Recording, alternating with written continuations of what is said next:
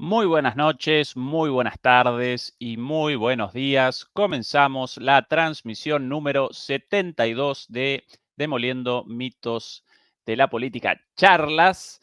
En esta ocasión, a las 9:11 de la noche de Berlín, nos acompaña el profesor de la Universidad CEU San Pablo desde Madrid, el profesor Antonio Alonso. Hola Antonio, ¿qué tal todo por ahí? Muy buenas noches, muy bien, todo fenomenal. Un viernes por la tarde, pues, o por la noche, ¿qué podemos pedir a la vida más que esto? ¿Qué más que esto, no? Comenzamos la charla después de un inicio fallido, un error de mi parte. Habíamos comenzado la conversación, pero yo no había realizado el clic en transmitir, así que recomenzamos la charla con gente ya conectada desde distintos lugares de España, como por ejemplo Galicia, Madrid, Bilbao, gente también desde Ecuador. Beatriz Pulido nos acompaña como siempre desde la moderación, desde Ciudad de México, bueno, República Dominicana, por ahí, Brandenburgo, Alemania, Castilla, Ciudad de México, bueno, mucha gente ya de a poquito conectada para la charla de hoy, muy esperada. Y Antonio, quería comenzar de atrás para adelante, ya que ayer presenciamos imágenes verdaderamente muy significativas, con las primeras secuencias de video en las cuales presentaban la bandera rusa flameando en la ciudad de Avdiivka, la gran batalla en el conflicto en Ucrania en este momento. Aparentemente, de acuerdo a todos los indicadores, Avdiivka finalmente colapsa. ¿Qué comienza a partir de ahora, Antonio, en tu opinión, tanto en lo militar como en lo político? Bueno, vamos a ver.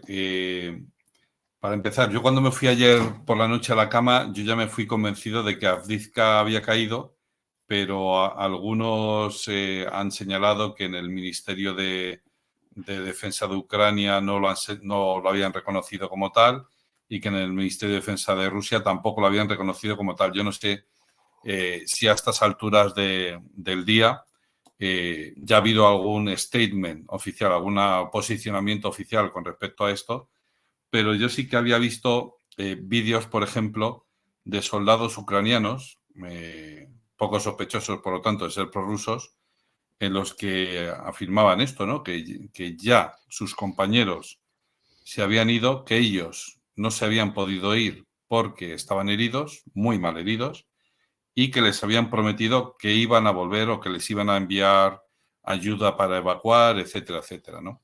Entonces, da igual si hay un reconocimiento oficial por parte de Ucrania o por parte de Rusia, da igual si esto sucede ayer, hoy o mañana, ¿no? Lo que se da, por supuesto, es que Avdiivka, si no ha caído, va a caer. Es decir, que es algo, digamos, que se da ya por aceptado por todas las partes, tanto observadores prorrusos como pro-ucranianos, como pro-occidentales, como de todos lados, ¿no?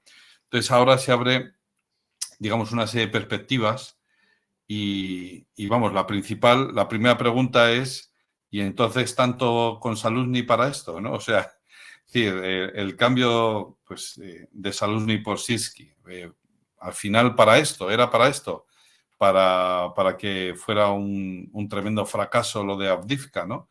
Porque en principio el cambio de hace una semana era para que Sirsky pudiera, digamos, la gran apuesta de Zelensky por Sirsky era que él iba a darle la vuelta a la tortilla, ¿no? Y que iba a, bueno, pues a eso, ¿no? A conquistar o a reconquistar, a que eso no iba a ser como Bakhmut. Y al final iba a ser como Bakhmut. Yo creo que no ha llegado tanto el nivel de destrucción y el nivel, sobre todo, de destrucción de vidas humanas, precisamente por esta retirada, no voy a decir huida, pero sí retirada de la ciudad de Avdiivka, ¿no? Vamos a ver, los mapas que se venían presentando últimamente, al final es que tenía el mismo esquema que Bakhmut, ¿no? Que era pues una C que se iba a cerrar, ¿no? Una C a punto de cerrarse, un candado a punto de cerrarse, al final un caldero, ¿no? A punto de, pues eso, ¿no? De cerrarse, ¿no? Entonces, el caldero al final para lo que sirve es para machacar unidades, lo cual es terrible, ¿no? Desde mi punto de vista, por lo menos, que ya digo, a mí no me gusta la guerra, ni los conflictos, ni nada, pero bueno, los estudio precisamente horrorizado, los estudio horrorizado de ver cómo en pleno siglo XXI, bueno, pues a principios del siglo XXI, todavía seguimos empeñados en esta cuestión. Entonces, la cuestión es que esto le tendrá que pasar factura a Zelensky, porque le tendrá que pasar factura a Sirski, y veremos si en Occidente, si en la Unión Europea, si en los países europeos de la OTAN le pasa factura, ya digo, al respaldo que los países europeos de la OTAN le pueden dar a Zelensky, porque le habían dado un voto de confianza, tomó esa decisión de destituir a Zaluzny hace apenas una semana y mira, ¿no? Al final, éxitos cero, fracasos todos. Pues no sé. No sé si le ha merecido la pena este viaje, ¿no? Como se dice en España, para este viaje no hacía falta tantas alforjas. Es decir, si te vas a hacer una excursión aquí al lado, pues tampoco hace falta que lleves una maleta de 20 o 30 kilos, ¿no? Es decir, basta con una mochila y punto, ¿no? Entonces, pues esto es lo que yo veo que ha pasado en Avdiivka. Al final, también hay que tener en cuenta que esto es un golpe a la moral del ejército ucraniano, y como contrapartida, pues es un subidón para la moral del ejército ruso y para la moral del pueblo ruso en general, que observa esta guerra, digamos, preocupados, lógicamente, porque es un momento en el cual efectivamente hay rusos muriendo, hay jóvenes rusos muriendo, pero sobre todo pues ven que se consolida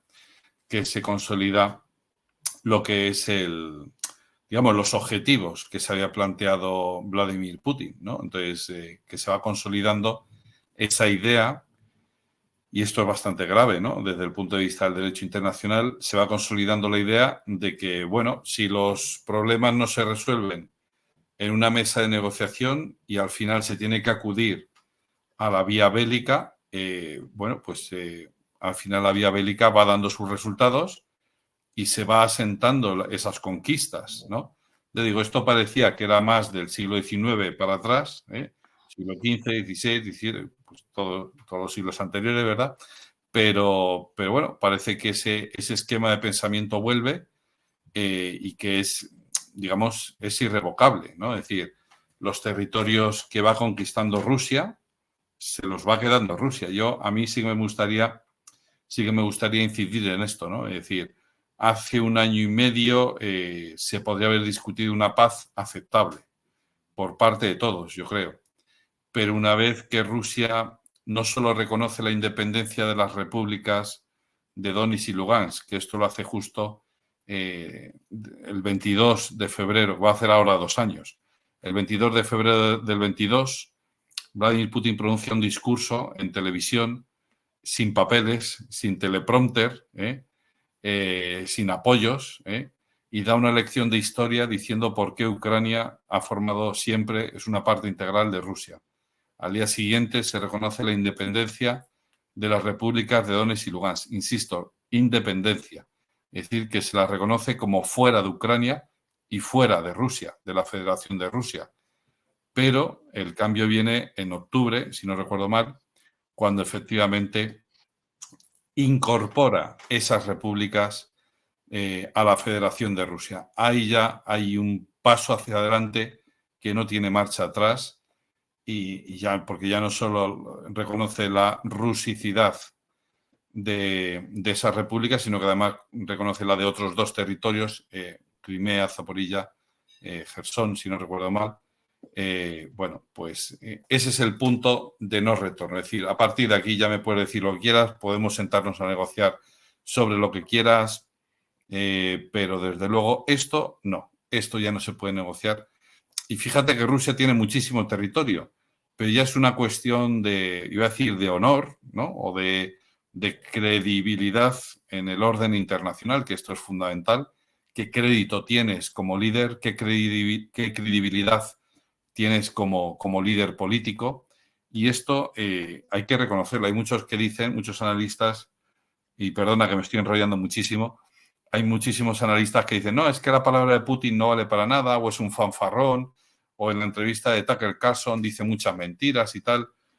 Vamos a ver, Putin defiende siempre su punto de vista, su visión de la historia, etcétera. No es que sea un fanfarrón o que diga mentiras, es que defiende su punto de vista y, por lo tanto, no va a defender cómo entiendo yo, por ejemplo, la historia, cómo la entienden en Estados Unidos o cómo la entienden en Alemania. Defiende el punto de vista de cómo se entiende en Rusia la historia, ¿no? De cómo entra Alemania en la Segunda Guerra Mundial, de cómo se reparten los territorios después de la Segunda Guerra Mundial, que esto también lo explicó él muy bien, y sobre todo una cuestión que era el hilo de lo que decía de la credibilidad.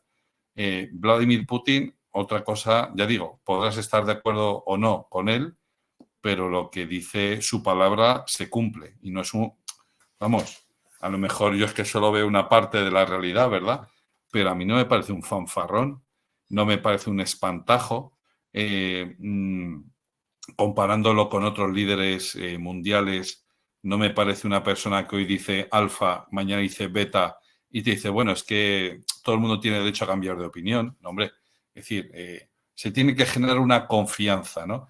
Y para cerrar esta pregunta así, esa confianza es fundamental en relaciones internacionales. ¿Qué acuerdo de paz va a firmar ahora Vladimir Putin con cualquier líder de la OTAN?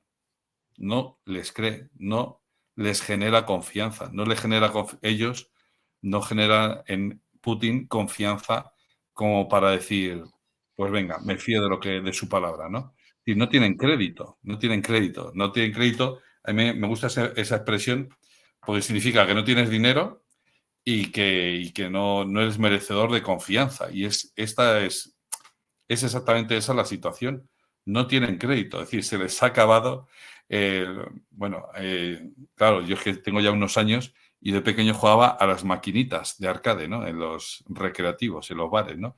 Y entonces, pues te has quedado sin crédito, es decir, ya no puedes seguir jugando, ¿no? Esa es la idea.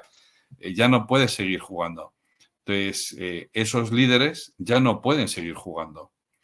O hay reemplazo de líderes y vienen otros que generen una situación distinta, porque por supuesto Vladimir Putin va a seguir ahí. Bueno, ahora hay elecciones, a ver qué sucede, ¿no? Vamos, en fin. Yo digo, da credibilidad, da estabilidad, da confianza, insisto. No sé, puede ser que no se esté de acuerdo con él en muchas cosas, pero generalmente, ya digo, la percepción que uno tiene genera más confianza que no otras personas, ¿no? Hay algunos analistas por aquí que dicen, no, es que claro, no genera confianza porque los países de alrededor se sienten amenazados, porque se ha aireado una imagen de Putin como de que quiere entrar con tanques en Lisboa. Pero, insisto, esa imagen es poco coherente o poco consistente con la realidad. Es decir, en cuanto miras los documentos de la estrategia rusa, en cuanto miras un poco la realidad de las cosas, dices, es que esa idea no tiene sentido, ¿no? Salvando muchísimo las distancias, por ejemplo, se sabe que el Pentágono tiene varios planes o maneja varios escenarios para entrar a conquistar Pakistán, que es un país aliado suyo. Bueno, bien, pero que existan esos planes no significa que el día de mañana Estados Unidos va a entrar en Pakistán y va a conquistar Pakistán y va a entrar con estas tropas por aquí, con estas otras por allí. Es decir, una cosa es que se elaboren planes de ese tipo y otra cosa es en fin, que se vayan a poner a hacerlo, ¿no? Los ejércitos de todo el mundo, no solo en España, sino en Estados Unidos y Rusia, por supuesto, tienen que tener en cuenta todos los escenarios y tienen que estudiar todos los escenarios. Por eso, claro, en fin, pues a lo mejor alguien saca mañana un documento diciendo, ¿ves? Estos son los mapas de Sevilla, ¿no? Que tienen los rusos, con nombres en ruso de las calles de Sevilla, porque pues están preparados para conquistar Sevilla. Bueno, pues a lo mejor sí, a lo mejor existen esos planes, pero no quiere decirse que existan esos planes, no quiere decirse que haya voluntad política ni hoy, ni mañana, ni pasado, ni dentro de 20 años de conquistar Sevilla, ¿no? Entonces, bueno, esto hay que tenerlo en cuenta.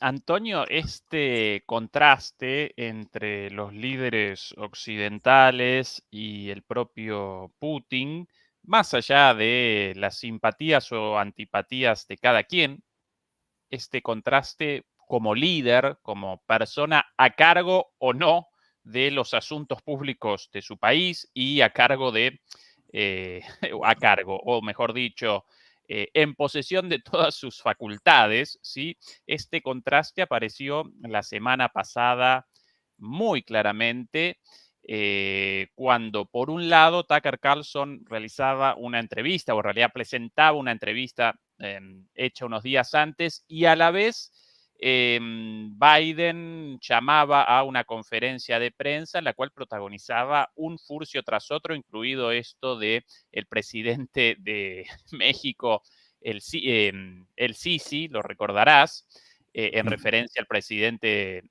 egipcio, el Sisi. Eh, Dicho o en ese contexto, ¿qué impresión generó en vos la entrevista de Tucker Carlson a Vladimir Putin, tanto en lo relativo a los contenidos como en cuanto a la difusión y las repercusiones de esa entrevista? Bueno, por empezar por donde me has preguntado, por las comparaciones con Biden, a mí me resulta curioso, o chocante o curioso, como se quiera, y es que también en estos días salió una sentencia que exoneraba a Biden y le disculpaba, le exoneraba y le disculpaba, porque, bueno, pues es mayor y quizás no se acuerde de todas las cosas. Vamos a ver, estamos hablando del presidente de Estados Unidos. Entonces, si es mayor y puede que no se acuerde de todas las cosas, no vale para el cargo. Y los americanos han dicho, va, pues ya está. Pues si está mayor, pues déjale, hombre. Hombre, esto es grave, ¿no? Y no es nada en contra de Estados Unidos, sino que, pues eso, yo estoy muy a favor de Estados Unidos y todo eso, y me gustaría que fuera un país, pues, dirigido por una persona en sus plenas facultades mentales, por lo menos, ya no digo físicas, que pueda correr una maratón. Digo lo de físicas porque seguro que los espectadores se acuerdan de ese vídeo que hizo con Obama corriendo por la Casa Blanca. No con chaqueta, pero sí con traje, corbata, camisa, corriendo él detrás de Obama. Bueno, en fin, iba a decir payasadas, pero bueno, en fin, pues vídeos graciosos, ¿verdad? Pero vamos, es que no estás en tus plenas facultades físicas ni mentales. Y no es que lo diga yo, es que lo ha dicho un juez de Estados Unidos. Que hay que disculparte porque no controlas. Pues tío, que tienes un botón nuclear o un maletín nuclear. Pues hombre, esto es serio. Esto es serio, ¿no? Por eso se hablaba mucho en los últimos días de aplicar la enmienda, que ya no me acuerdo qué enmienda es, pero para eso, ¿no? Para quitarle de en medio y que se pusiera a Kamala Harris, ¿no? No recuerdo cómo se llamaba esta enmienda, pero no era un impeachment, era pues en caso de incapacidad, ¿no? De incapacidad del presidente, pues que asuma su puesto otra persona, ¿no? Bueno, eso para empezar. Y claro, luego, en fin, le ves que confunde a Angela Merkel con Helmut Kohl. Hombre, las comparaciones son odiosas. Tú que estás en Alemania, les habrás visto en la televisión a más de una vez, ¿no? A estos dos señores, y es que son radicalmente distintos Helmut Kohl de Angela Merkel, ¿no? Hombre, es cierto que una era discípula del otro, pero, hombre, aunque solo sea porque uno era hombre y otra mujer, ¿vale? Uno llevaba gafas y otro no. Uno era calvo y la otra no. O sea, en fin, todos podemos tener un lapsus, pero si eres el presidente y estás bajo el foco 24/7, 24 horas, 7 días a la semana, los 365 días del año, pues procura no cometer lapsus y sobre todo no cometer muchos la misma semana, porque vas a dar la imagen de lo que pasa en realidad, que es que no estás capacitado para estar ahí al frente. Estás capacitado pues para pasear por el parque y dar de comer a los patos. Y no lo digo por la edad, no lo digo por la edad, cuidado, porque hay gente que tiene más edad o la edad de Biden y está mucho mejor que él. O sea, yo tengo un amigo, tengo dos amigos que tienen más, aparte de mi padre, ¿vale? que tienen más de 70 años y, en fin, uno en concreto ya ha viajado más a Asia Central que yo y empezó a viajar a Asia Central hace escasamente menos de 10 años, ¿no? Y es un señor que es muy activo, está muy despierto, es un señor que está en los negocios y, vamos, no se le pasa ni una, ¿no? Y hay otro que, bueno, pues que publica libros, no voy a decir que como churros, pero publica libros, vamos, 2 o 3 al año y son libros fruto de la reflexión y tal. Es decir, no es una cuestión de edad, es una cuestión de capacidades o de que estás en un estado que a lo mejor pues no puedes, ¿vale?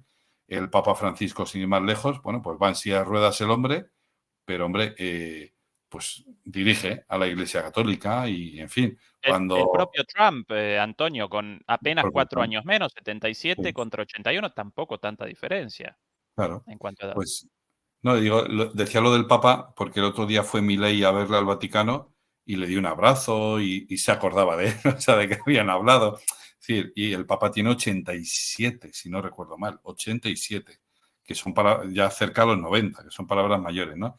Y yendo a la entrevista con Tucker Carlson, yo no me la he visto entera, he visto solo la primera media hora porque uno no tiene todo el tiempo del mundo, ¿verdad?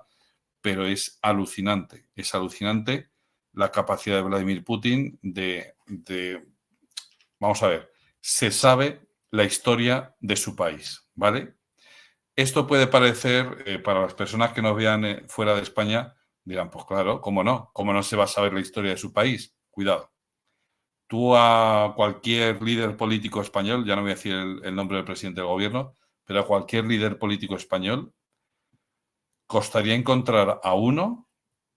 Bueno, ahí nos dicen la enmienda 25, eso es, Nos la ayuda Tito 25ª Rodríguez ahí enmienda. con Eso es, el muchas dato. gracias. Gracias, Tito. Entonces, busca un líder político español que conozca la historia de su país. Primero, que pregúntale cuándo se fundó España, porque él es como empieza su discurso, su conferencia de historia, más que la entrevista, la charla de historia, ¿no? Pregúntale a un español, a un líder político español, cuándo comienza España.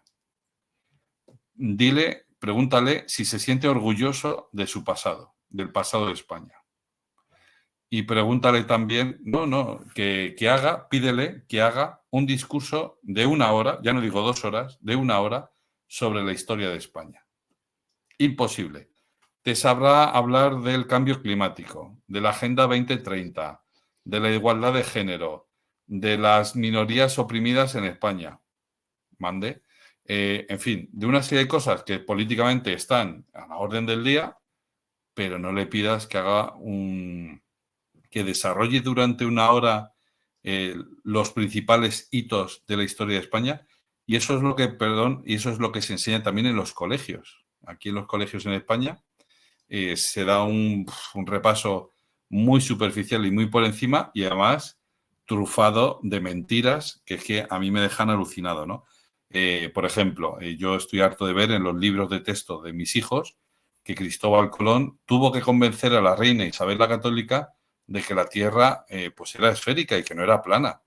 Hombre, vamos a ver, es que eso es mentira, es que no eso, no, es que es mentira. O sea, es decir, Isabel la Católica, como cualquier persona mínimamente formada de la época, sabía que la Tierra no era plana, sino que era esférica, ¿vale? Porque esto se sabía desde la época de los griegos.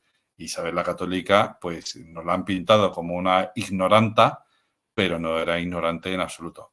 Volviendo a Tucker Carlson, sí que he visto otros fragmentos de más adelante. Me hace mucha gracia porque Tucker Carlson quiere llevarlo, claro, él es periodista, bueno, es historiador, pero es periodista, está haciendo de periodista ahí, y quiere llevarle a la actualidad. Y lo hace, pues yo creo que bastante bien, cuando dice, bueno, esto que usted me está contando muy bien, pero, pero dígame usted,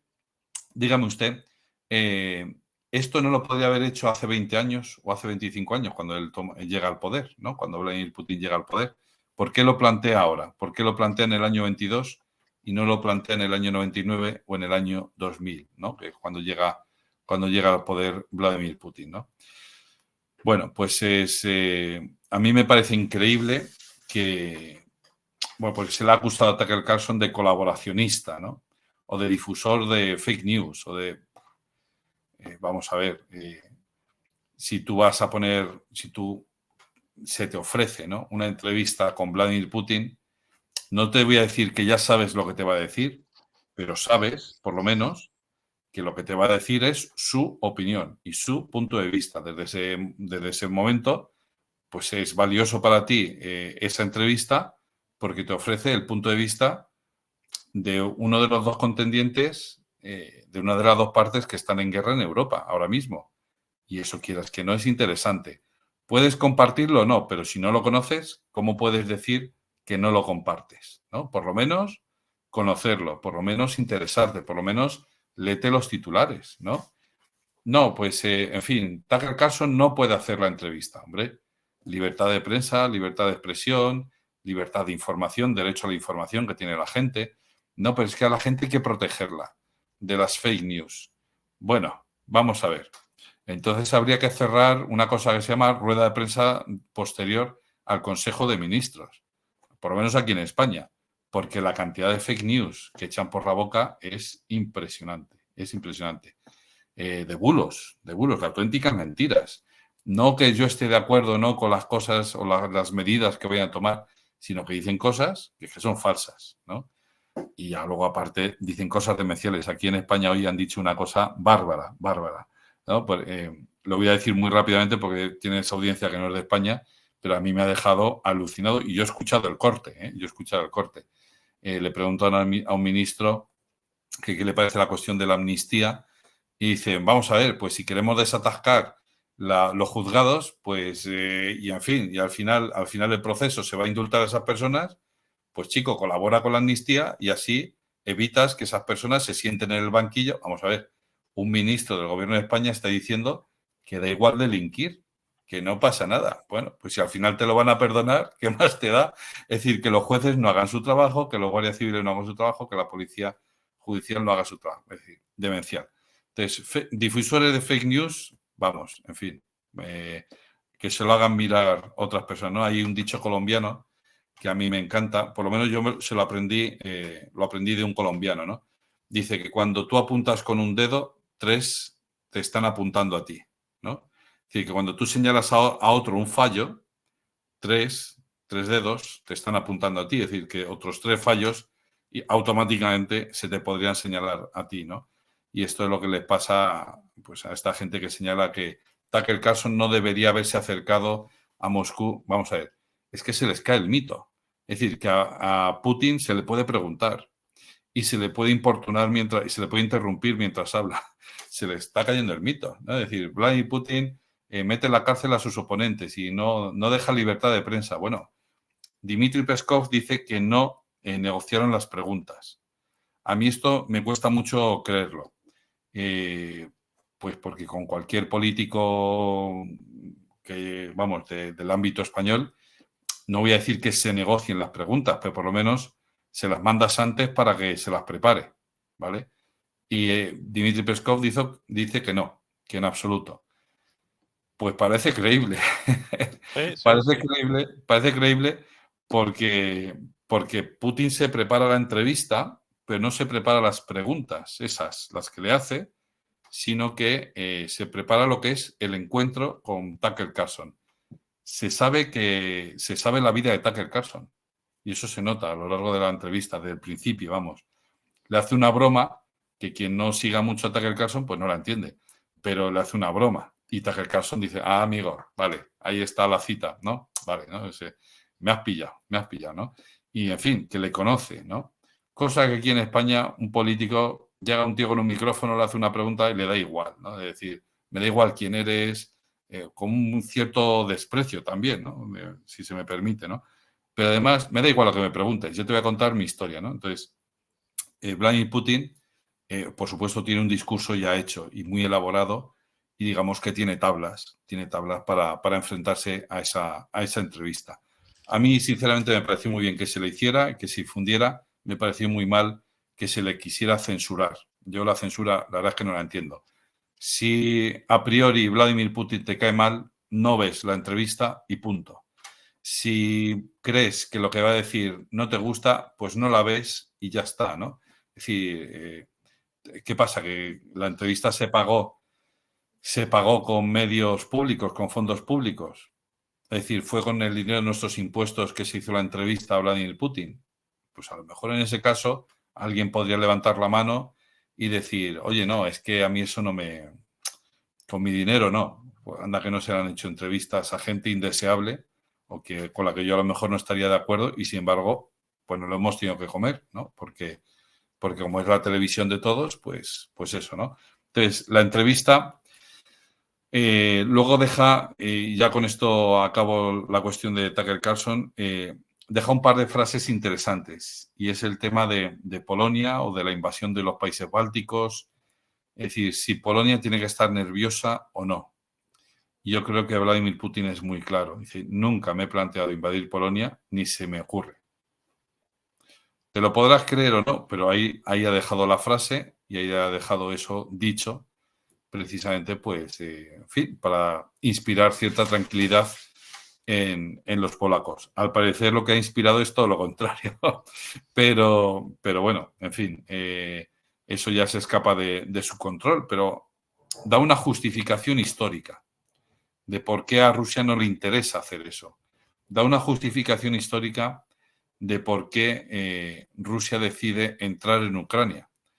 Y cuando digo una explicación histórica, quiero decir que es una explicación que va más allá de lo contingente, ¿no? No, es que ese líder me ha mirado mal y entonces reacciono de esta manera, ¿no? Sino que es algo, digamos, que tiene una base, tiene un pozo, ¿no? Es algo más a largo plazo, ¿no? Y ya digo, al final la entrevista esta, la virtud que tiene es, hombre, Tucker Carlson tampoco es que a lo mejor lo haya hecho 100% bien, todo lo que quieras. Pero la virtud que tiene es que cualquiera que vea la entrevista, aunque ya digo, yo solo he visto los primeros 50 minutos, te reafirma en tu idea pues de lo que piensas de Putin, sea a favor o en contra, porque esto también he visto análisis de gente que está muy en contra de Vladimir Putin y señala justamente aquellos momentos o aquellas frases en las que a ellos les resulta más chocante o más inaceptable, ¿no? Pero ya digo, bueno, lo fundamental es que la entrevista se ha hecho y que la entrevista está disponible y a mí yo me la descargué inmediatamente, porque lo que temí, lo que pensé es, esto lo van a borrar enseguida y que yo sepa a día de hoy, pues ahí sigue, ¿no? Insisto, a mí eso me parece bien, ¿no? Bueno, es que está difundiendo mentiras. Bueno, pero la gente yo creo que es lo suficientemente adulta, lo suficientemente preparada como para tener cierto olfato y decir, pues mira, esto es mentira, esto no. O tenemos cierto criterio, ¿no? Si Manolo Kant, ¿te suena Manolo Kant? Uno que nació Por en ahí Königsberg. alguna vez he escuchado el nombre. Immanuel Kant, ¿no? Immanuel Kant. Si Immanuel Kant levantara la cabeza, se llevaría las manos a la peluca. Diría, o sea, que el siglo de la Ilustración, el siglo de la razón, el siglo en el que yo he defendido la autonomía del individuo, que el hombre piense por sí mismo, 2 siglos más tarde todavía voy a tener que, 250 años más tarde, voy a tener que seguir peleándome por esa misma idea. Es decir, que el Estado te dice a ti si esa entrevista está bien o mal, si la puedes ver o no. Hombre, vamos a ver.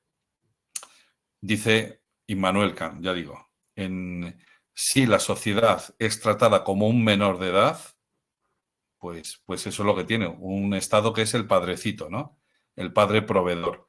Pero hombre, el Estado, es decir, la autoridad, el gobierno, tiene que tratar al ciudadano como un ser adulto, como un ser hecho y derecho, con capacidad de poder entender las cosas y de tomar decisiones.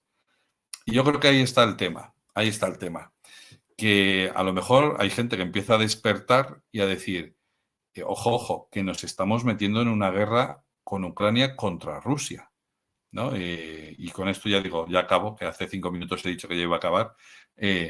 Claro, es que el Reino Unido hace una semana o 2 semanas o 3 semanas firmó un acuerdo de seguridad con Ucrania, de cooperación mutua en materia de seguridad y defensa. Alemania lo ha firmado esta mañana. Francia creo que lo firma mañana. Es decir, que no estamos en los años 80, 90, en los que Mikhail Gorbachev decía, venga, va, la paz, venga, la cooperación, el entendimiento, el buen rollo, haz la paz y no la guerra, ¿no? Decía, más o menos. Y ahora estamos en otra dinámica totalmente distinta. Estamos en una dinámica en la que los líderes mundiales, en cuyas manos están nuestras vidas y nuestros destinos, y los de nuestros hijos, y los de nuestras economías, han emprendido el camino hacia la guerra. Y hacia la guerra contra Rusia, quiere decir. No la guerra contra, yo qué sé, los alienígenas o 4 tíos con... Es que de verdad, ahora ya sí que cierro, es que se nos da la imagen de que el soldado ruso va con palabras a combatir, o va con una estaca, o va con un palo, vamos a ver, que los rusos tienen drones, y si no lo fabrican, que ya fabrican drones, los compran. Y tiran misiles hipersónicos, y tienen bombas nucleares. O sea, yo no quiero atemorizar a nadie, pero lo que digo es que a lo mejor llega el momento de pararnos y de escribir cartas a nuestros líderes políticos y a los periódicos y decir, hasta aquí hemos llegado. Es decir, no queremos seguir financiando el matadero de Ucrania, y mucho menos queremos meternos nosotros en el matadero de Ucrania. Es decir, yo no me veo yendo a la guerra, sinceramente. Yo una vez jugué al paintball, ¿sabes lo que es eso de que te metes en un campo ahí a pegarte tiros con bolitas de pintura, ¿verdad? Bueno, pues el primero que moría en todas las partidas era yo. Digo, pues imagínate con balas de verdad. Esto sería un desastre. Solo tendría una oportunidad, lógicamente. Y yo, y mis hijos, y mis amigos, y familiares míos que están en el ejército, pues que están preparándose para eso, ¿no? Y esa es su preparación y ese es su trabajo, pero Dios no quiera que al final acaben yendo para allá, claro. Sí, recién con tu mención a Kant recordaba su obra más importante en términos de relaciones internacionales. Kant, uno de los grandes filósofos de la humanidad, con muchísimas cosas escritas muy importantes en todos los ámbitos y por sobre todas las cosas en la filosofía, pero además el autor de un tratado llamado Sobre la Paz Perpetua, considerado el tratado iniciático, fundador del idealismo político, básicamente de la escuela idealista en las relaciones internacionales. Básicamente la escuela la cual establece como principio rector de las relaciones internacionales las instituciones, el derecho internacional, en lugar de establecer el foco en las relaciones de fuerza y la búsqueda de la paz a través del equilibrio de poderes, no. Kant y toda una escuela de pensamiento en las relaciones internacionales hasta hoy, bueno, establece el foco en el derecho internacional, las instituciones y demás, y en ese libro comienza él con una mención a el título de su libro, La Paz Perpetua, precisamente con una imagen de la frase La Paz Perpetua escrita por encima de la imagen de un cementerio, ¿sí? Entonces genera justamente ese contraste de, bueno, si en el siglo XIX queremos la paz perpetua, hoy día aparece sobre la imagen de un cementerio, pero de cara al futuro, respondiendo a esta idea del derecho internacional, de las instituciones, podríamos generar una paz perpetua sin la necesidad de un cementerio previo. Pero evidentemente, como vos recién remachabas, Antonio, el cementerio no lo abandonamos y quizás no lo abandonemos en mucho tiempo más, lamentablemente, como humanidad. Pero perdón por esta digresión, pero justo generaban esa relación en mi cabeza con No, tu... es que eso que dices es muy importante, es muy importante. Yo he estado investigando últimamente sobre esta cuestión de la Unión Europea, y todos los documentos de seguridad, lo que es el concepto de seguridad de la Unión Europea, se fundamenta en ese concepto de las relaciones internacionales, en esa visión del idealismo, es decir, de que el derecho internacional va a ser capaz de imponer la paz o de que los pueblos se van a ver tan atraídos por el derecho internacional que van a decir, mira, eso ha producido prosperidad en la Unión Europea, por lo tanto, nosotros nos sumamos a ese proyecto de, venga, el imperio de la ley es el que va a hacer que prospere tu sociedad y así vas a conseguir el desarrollo social, económico y la paz. Bueno, y esa ha sido la apuesta real, real quiero decir, sobre todos los documentos, desde el documento Solana, que es del año 2003, justo después de la guerra de Irak, hasta la Strategic Compass, hasta ahí, excluida, porque la Strategic Compass se aprobó justo cuando ya había empezado la guerra de Ucrania, ¿no? Y entonces hasta ese momento se hace una apuesta por el idealismo, pero ya en el Strategic Compass se dice, mira, esto no ha funcionado, esto ha sido un fracaso, nuestra apuesta ha sido un fracaso y tenemos que funcionar pues con las cosas, con los equilibrios de poder que decías tú, que son con los que funciona el mundo. Eso es peligroso, es muy peligroso porque hay que apostar yo creo, por ese idealismo. Lo que pasa es que es verdad que la visión del mundo que impera ahora mismo es el realismo más puro, si quieres tú, el neorrealismo, ¿de acuerdo? En el que efectivamente Estados Unidos por un lado y China por otro son los grandes competidores y en medio estamos los demás. Algún amigo mío dice que Europa es una colonia de Estados Unidos y alguno que no es amigo mío, analista, también dice que es una colonia de Estados Unidos. En fin, son analistas cuyas opiniones están en tu canal y en otros canales también muy parecidos a este. Y en fin, bueno, pues eso es lo que hay, ¿no? Y estamos ahora metidos en una lucha por poder y por territorio en plena Europa. Que yo tengo la idea de que en el fondo es una excusa.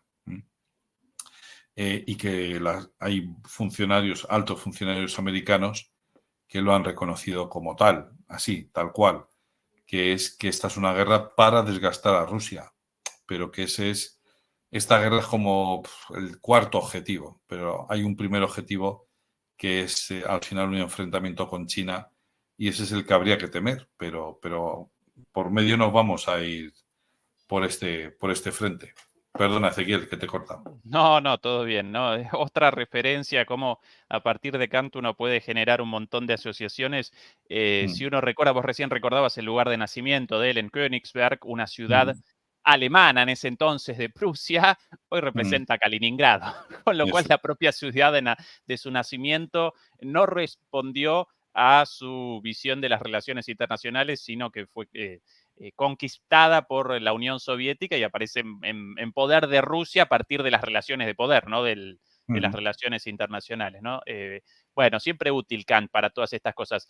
Pero más allá del bueno de Manolete, como lo llamabas vos,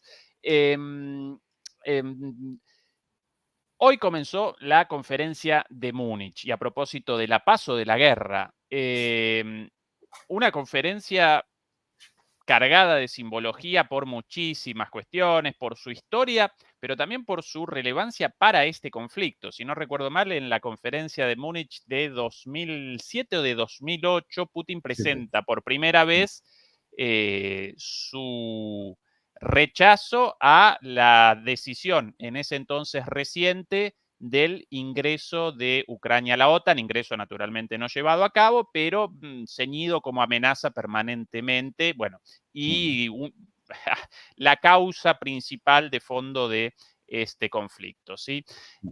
Bueno, hoy comenzó la edición número 60, si no recuerdo mal, sin Rusia, naturalmente, sin Putin. En tu opinión, Antonio, ¿qué vamos a presenciar ahí? ¿Más de lo mismo? ¿O podría, después de Avdiivka, después de todo lo sucedido hasta aquí, con Biden cada vez más, sí, con un Biden cada vez menos capacitado para su labor, con Trump en ascenso, podría parecer ahí un atisbo de una salida hacia una solución negociada o no? ¿Qué vaticinas para ese encuentro? Bueno, para empezar, yo creo que la Conferencia de Seguridad de Múnich es un foro muy importante, ¿vale? O por lo menos lo era hasta hace 3 años, desde luego, ¿vale? Incluso durante la pandemia, pues también mantuvo su importancia, se mantuvo online, lógicamente, pero mantiene su importancia. ¿Por qué es importante? Yo esto se lo explico a mis alumnos de Relaciones Internacionales como uno de los foros alternativos donde de verdad se dicen las cosas a la cara los líderes mundiales, ¿vale? De tal manera que la importancia o la influencia de Naciones Unidas va decreciendo con el paso del tiempo. Me refiero al Consejo de Seguridad, sobre todo, ¿vale? De Naciones Unidas va decreciendo, de tal manera que ha demostrado que es incapaz de resolver los problemas auténticos del mundo y se ha demostrado que es incapaz de prevenir lo que todo el mundo veía que podía suceder, ¿no? Y es incapaz de condenar violaciones del derecho internacional flagrantes, pues por el simple hecho de que pues eso, hay 5 países que tienen derecho de veto y ya está. Y en cuanto uno de ellos esté involucrado, se acabó la discusión. Yo hago práctica de simulación de la ONU, del Consejo de Seguridad de Naciones Unidas, con mis alumnos, ya sean de grado o de posgrado, y es graciosísimo, porque cuando tenemos debate, ellos hacen una posición inicial, luego hay un debate y luego votación. Entonces yo recojo las propuestas, se las expongo, vamos a votar, venga, mano alzada, votos a favor, tal, votos en contra, tal, Estados Unidos ha votado en contra, rechazada la propuesta, ¿no? Entonces es graciosísimo, ¿no? Busquen tus telespectadores, tus seguidores, busquen frases, quotes de esta conferencia, de ediciones pasadas, si se quiere, y es graciosísimo en el sentido de que si uno tiene mínimo conocimiento de politiqués, ¿sabe lo que es politiqués, no? El lenguaje de los políticos. Bien. Sí, el dialecto de los políticos, ¿no? Entonces, por ejemplo, recuerdo el caso de no sé qué ministro iraní, creo que era el de Asuntos Exteriores, dice, Irán solo quiere la energía nuclear para fines civiles y pacíficos y no vamos a trabajar para conseguir una bomba nuclear, period. Dice, period, y punto. Lo que significa que ya estamos trabajando en ello y quizá mientras estemos hablando ahora ya la hayamos alcanzado, ya la hayamos conseguido, ¿no? Cuando Vladimir Putin en el año 2007, como bien recordabas, hace esa serie de afirmaciones, dice, cuidado, oiga, cuidado, que hasta ahora nos han tomado por el pito del sereno, no lo dice con estas palabras, lógicamente, hasta ahora, año 2007, nos han tomado por el pito del sereno, pero a Rusia se le ha acabado la paciencia, es decir, Rusia es un Estado que se merece un respeto.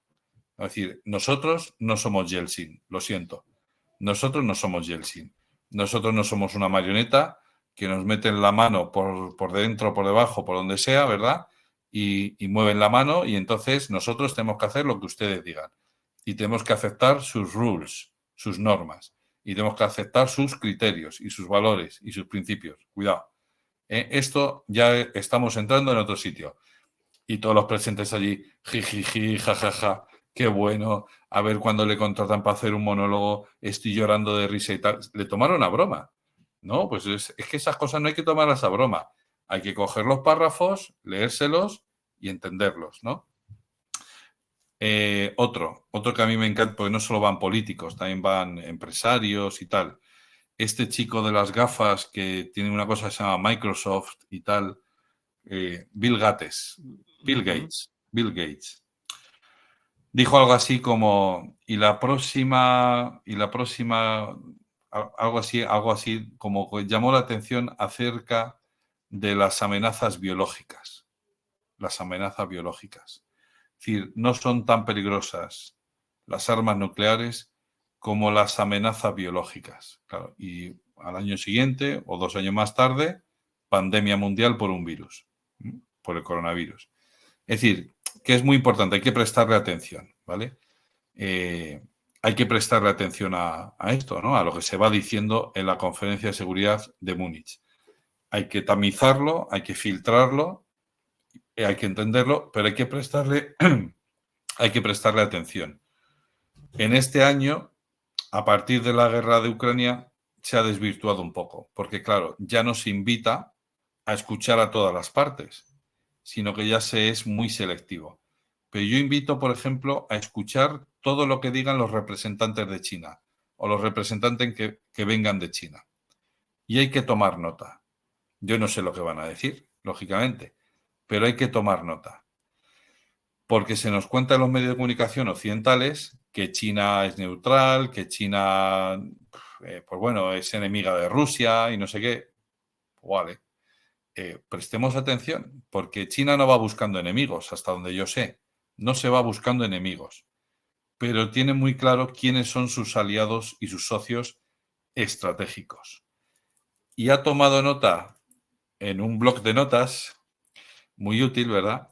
En el que, pues en donde queda escrito, negro sobre blanco, que tal país y tales países nos consideran rivales estratégicos. Y me estoy refiriendo al concepto de seguridad de Estados Unidos y al concepto de seguridad de la OTAN, en el que por influencia de Estados Unidos, en el año 22, aquí en Madrid, en esa declaración de Madrid, en el concepto estratégico de la OTAN de Madrid, se dice que Rusia es nuestro adversario más claro, la amenaza más clara y actualmente, pero que China es nuestro rival estratégico, nuestro adversario estratégico, es decir, a largo plazo. Y hay que tener cuidado, porque en el anterior concepto de la OTAN, a quien se nombraba rival estratégico era Rusia, ¿vale? Entonces eso, China va tomando nota de todas estas cositas y las va sumando y las va guardando en su memoria, ¿no? Bueno, a dónde voy es a que hay que ver esa conferencia de seguridad de Múnich, hay que atenderla. ¿Va a salir un plan de paz para Rusia? No. Vamos, yo no soy adivino, ya digo, pero ya digo que no. A lo mejor China insiste en esa idea, pero todo el resto de países está por la labor de ir hacia adelante con la guerra y más guerra.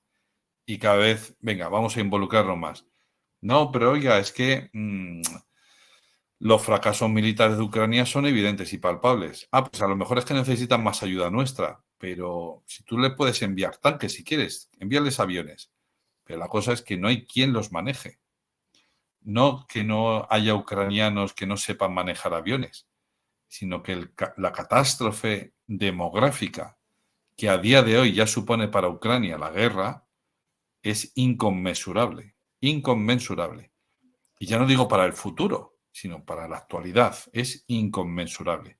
Es decir, no solo los millones de ucranianos que han huido del país huyendo de la guerra, pues quién no lo haría, ¿verdad?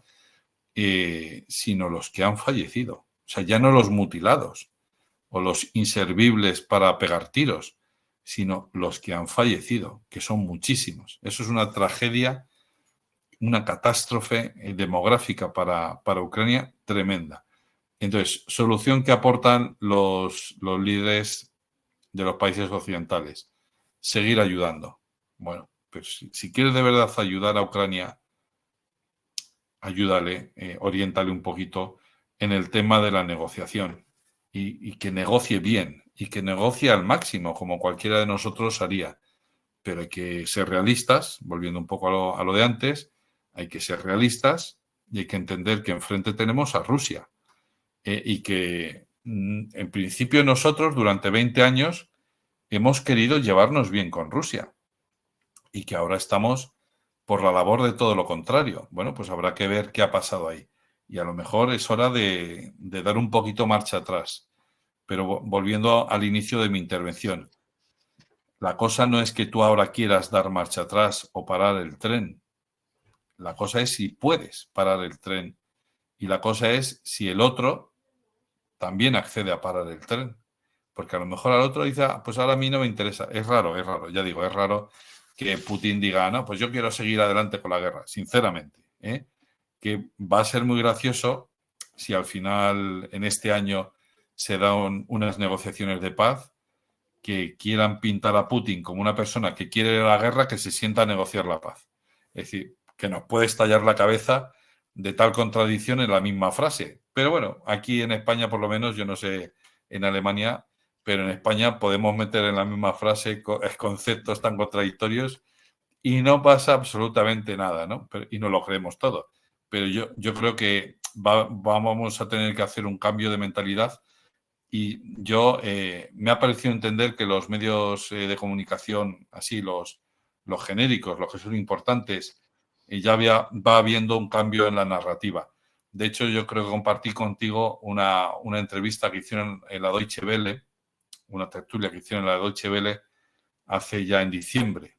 La hicieron en diciembre, o no, finales de noviembre, principio de diciembre, y era ya todo un cambio de narrativa bastante grande. Es decir, todo lo que tú y yo llevamos diciendo 2 años, de repente, en esa tertulia, lo dicen como lo más normal del mundo. Ah, sí, sí, sí, claro, pero si es que era una locura del principio. Pero cómo, no sé quién en Ucrania dijo que se podía ganar a Rusia. Pero tío, que eso lo llevamos diciendo muchos analistas 2 años, que no es que seamos prorrusos, que es que era algo bastante evidente. Vamos a ver, si quieres ir a la guerra contra Rusia, con un par de narices dices, me planto, venga, voy a la guerra contra Rusia con todas. No haces esta cobardía de usar al pobre muñeco de Zelensky y al pobre muñeco del pueblo ucraniano, de agitarle y de azuzarle contra los rusos y manipularles, porque al final, de verdad con esto acabo, se les ha prometido que van a entrar en la Unión Europea.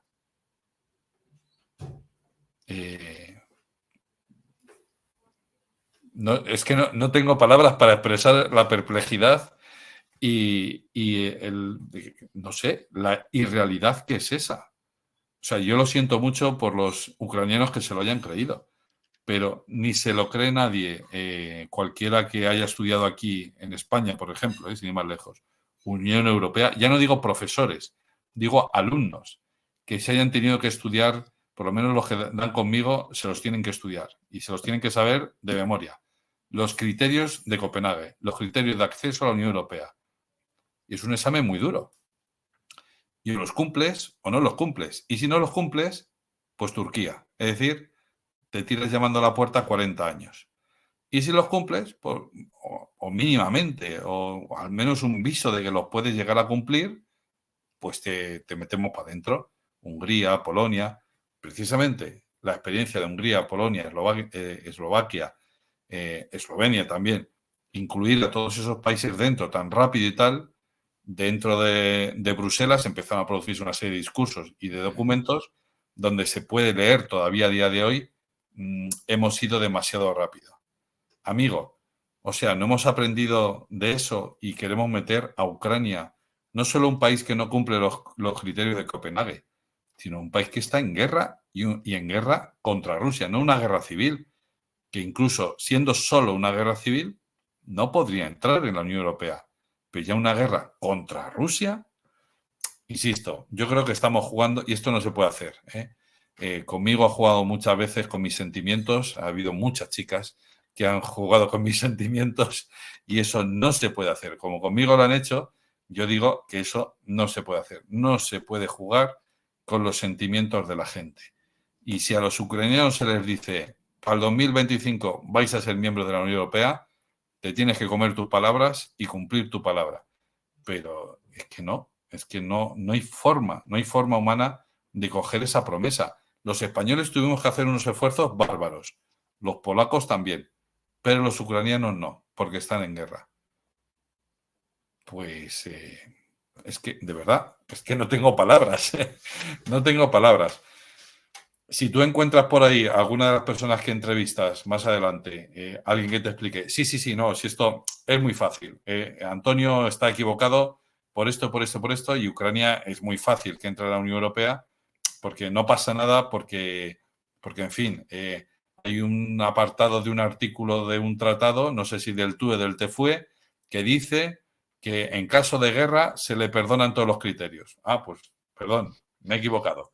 Pero es que eso, ya te digo, Ezequiel, no lo vas a encontrar. Creo, Sí, además, Antonio, lo que connotaría para Europa ese ingreso en términos de la económicos. reconstrucción de Claro. Ucrania, tanto en lo económico como en lo político, en lo social.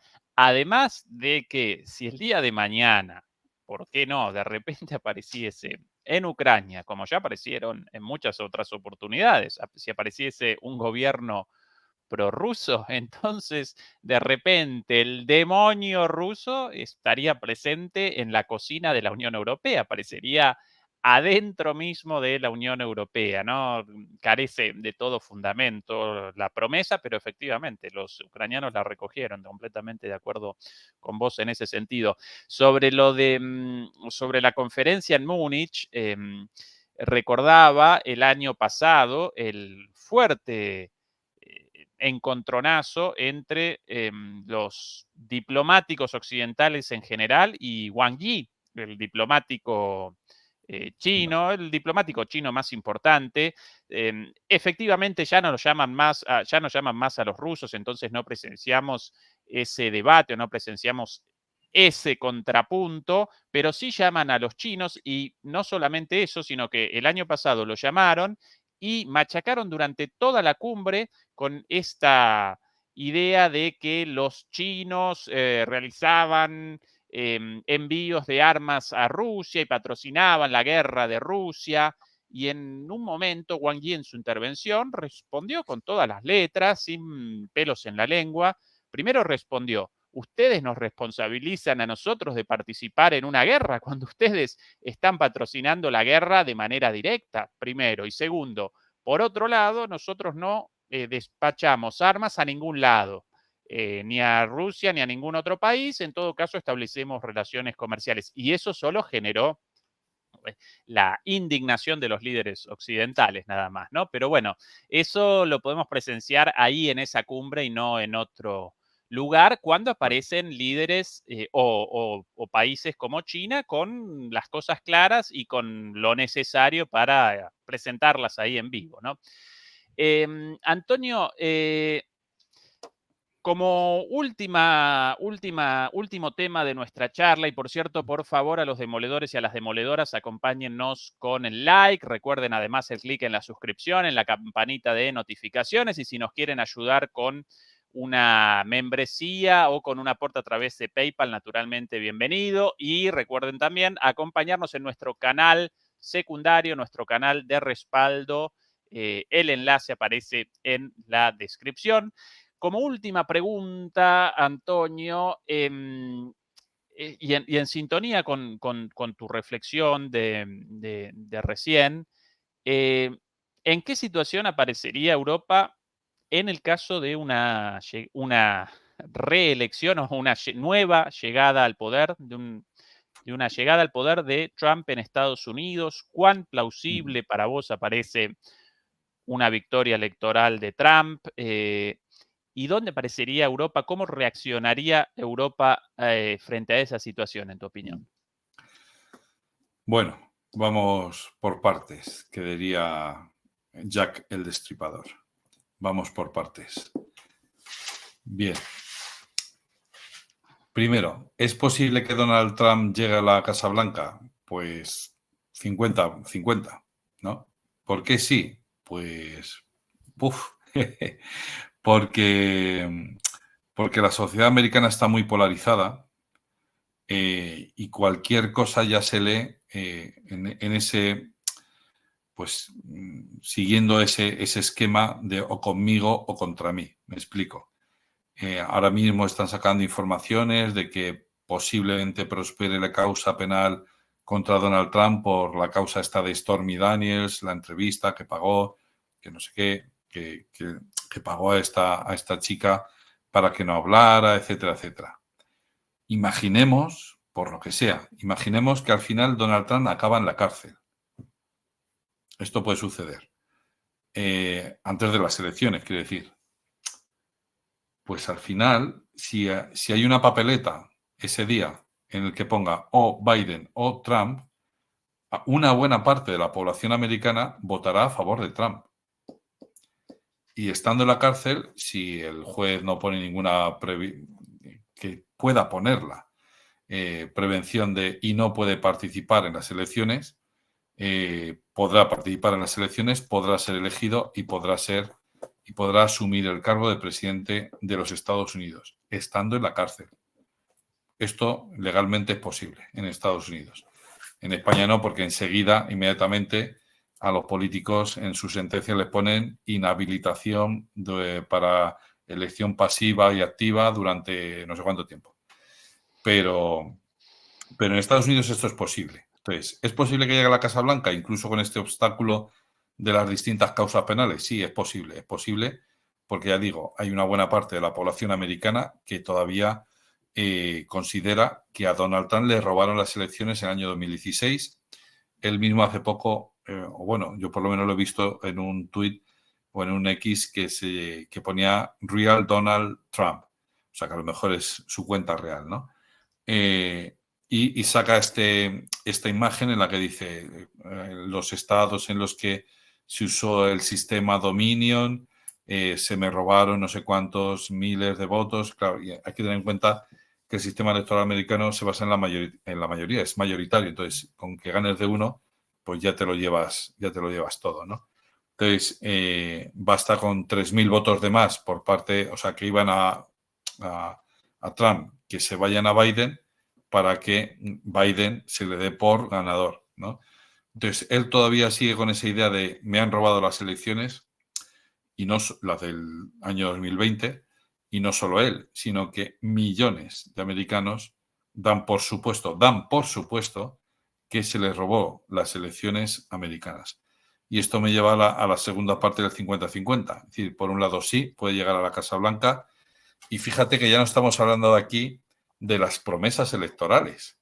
Ya no estamos hablando aquí de si Biden promete una paga extra a todos los jóvenes por el hecho de cumplir 18 años, ni estamos hablando aquí de, yo qué sé, no sé, de cualquier otra promesa electoral que se pueda hacer pues, en el ámbito de los colegios o de la sanidad o de retirar el Obamacare o lo que sea, ¿vale?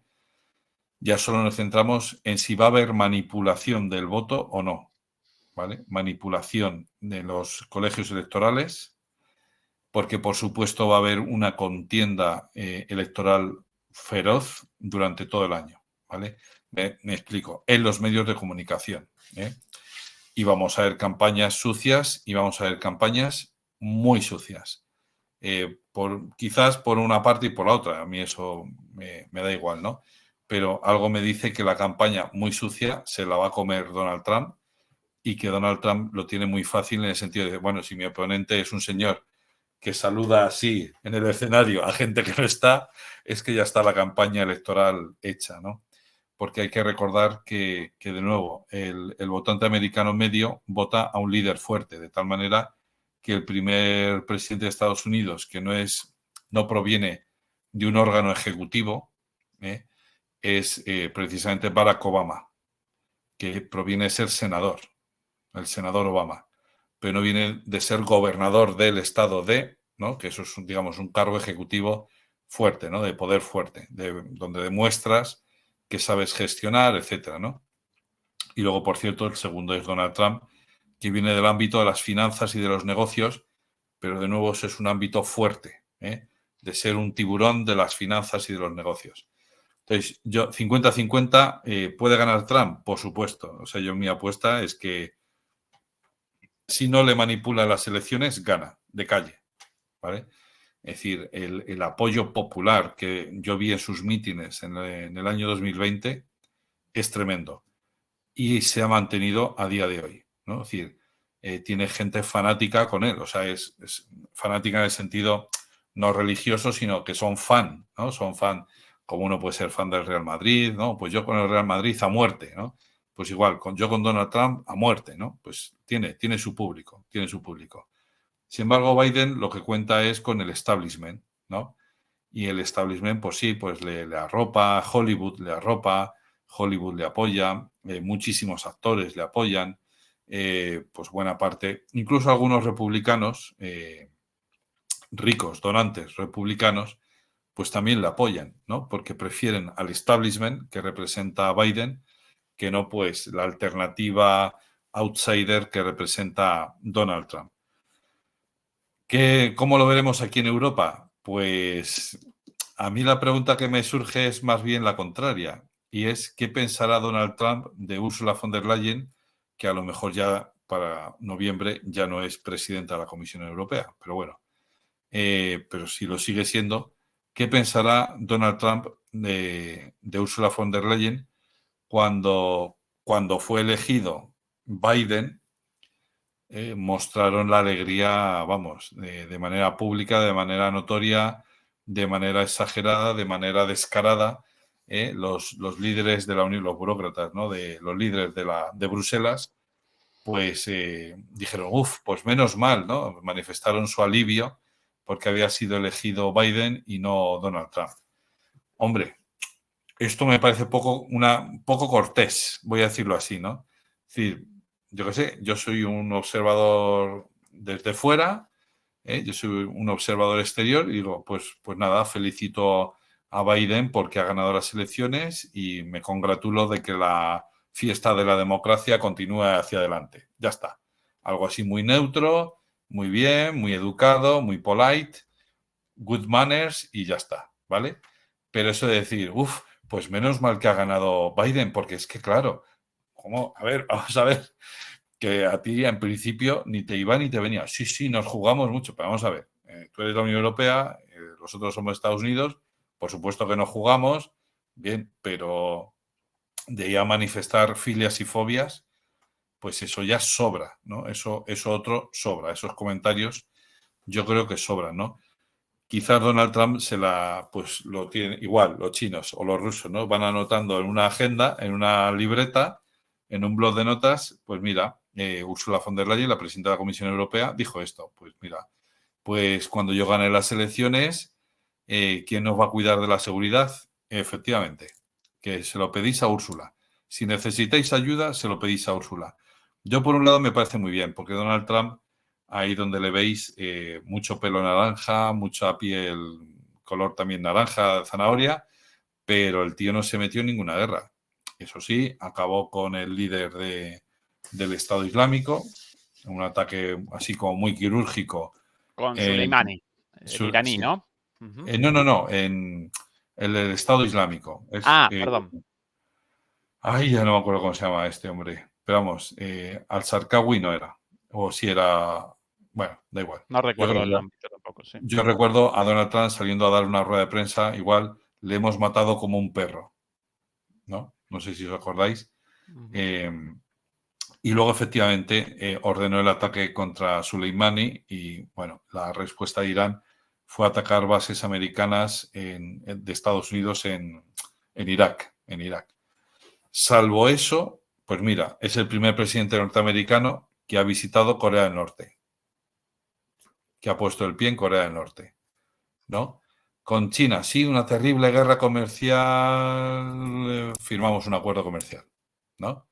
Con Europa, pues sanciones, por cierto, sanciones y se le impuso una serie de limitaciones y una serie de aduanas y una serie de impuestos y una serie de cosas que Biden ha mantenido.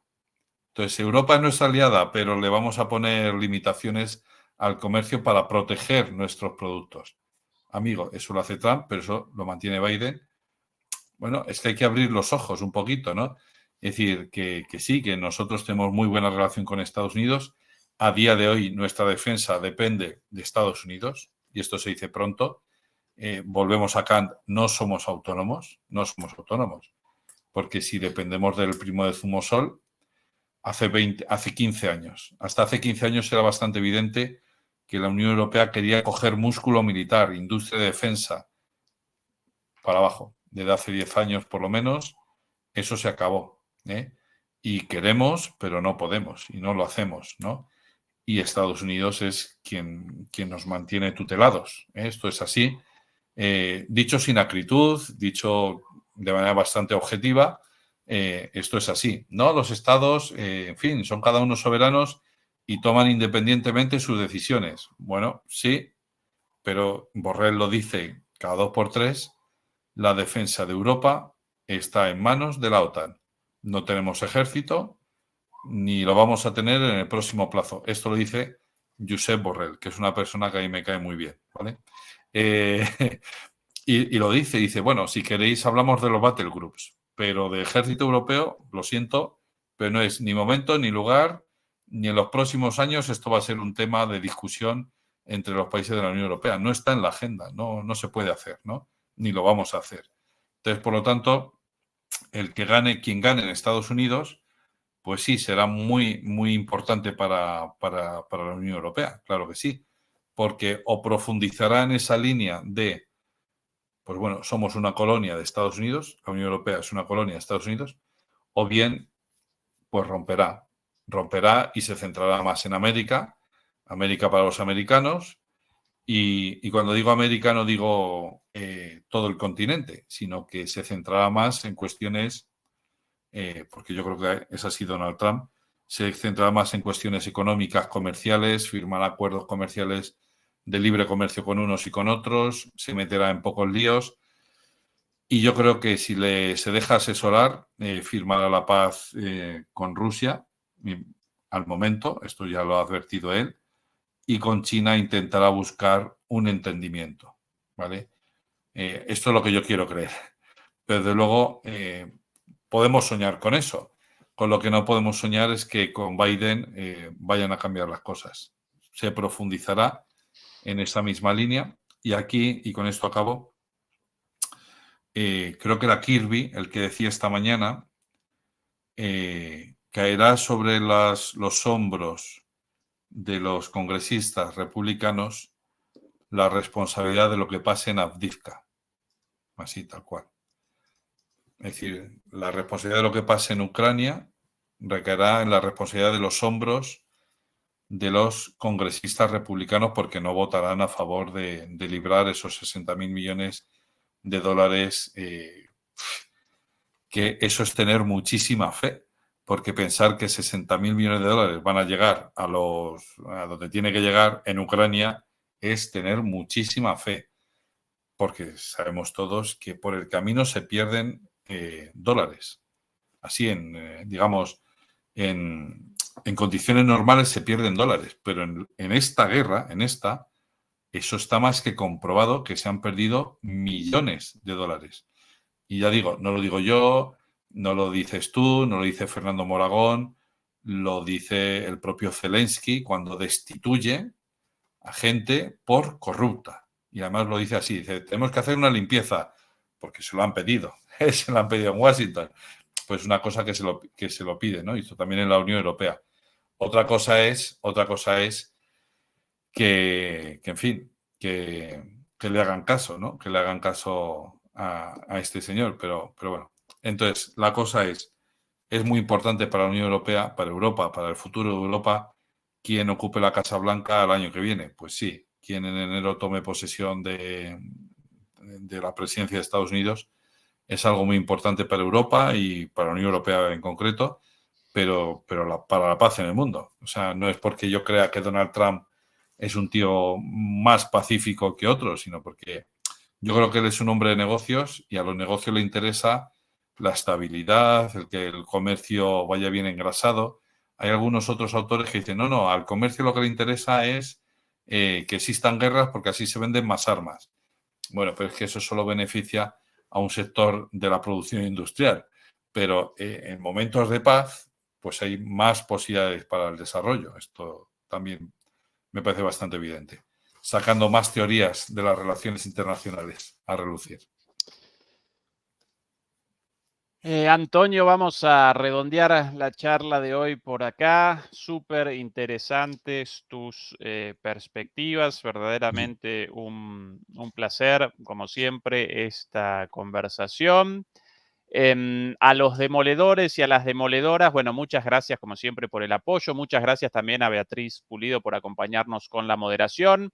Recuerden que el día de mañana vamos a realizar una transmisión con la promesa incumplida ayer cuando queríamos presentar la última entrevista concedida por Putin, pero debido a lo sucedido en Avdiivka, presentamos finalmente la situación en el terreno de batalla y no la entrevista en profundidad como queríamos. La vamos a presentar mañana, el domingo, como siempre, de nuevo Fernando Moragón. Antonio, siempre como costumbre en el cierre del programa, el invitado aparece Bueno, a disposición, con la disponibilidad de la última palabra, así que si querés realizar el cierre vos, el micrófono abierto, todo tuyo. No, simplemente pues recalcar, yo creo que una de las ideas que, pues, que yo llevo siempre conmigo en mi mochila, ¿no? Y es, en general y en los últimos meses en particular, ¿no? Y es que ojalá que la guerra ya se acabe, ojalá que los líderes mundiales apostaran más por la paz, por el entendimiento, por la negociación, que por la guerra, por el enfrentamiento, ¿no? Eh, no por nada, no porque hablando se entiende la gente, que es un dicho que se dice aquí en España, sino porque esta guerra está costando mucho dinero a los europeos, a nosotros, pero sobre todo y especialmente está costando muchas vidas humanas. Yo nunca he vivido una guerra, no, nunca he escuchado caer una bomba por aquí cerca, y por lo tanto, pues casi no sé lo que es eso, ¿no? Y como yo, muchísimos españoles o muchísimos europeos.